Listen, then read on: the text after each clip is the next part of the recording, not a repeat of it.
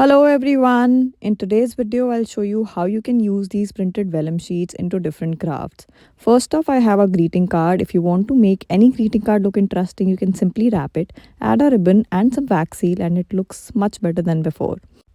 Now if you want to store some stickers or maybe some ephemera or you want to gift something to your pen pal, you can simply make an envelope using these sheets and it looks so pretty.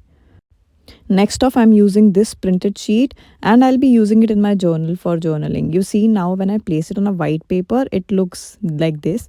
And when I place it on a solid colored background, it looks like this. So that's how a vellum paper can actually give a better touch to your journaling spreads whenever you want to use them. Here is one example for you using a white base itself.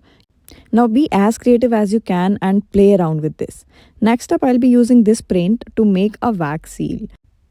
All you will need is a glue gun and a glue stick. I have a plain wax seal stamp. If you don't have it, you can also use a nail paint bottle and you get a result like this. Now comes my favorite part, which is wrapping a present using these printed sheets. And most of the times you don't even have to wrap the gift completely.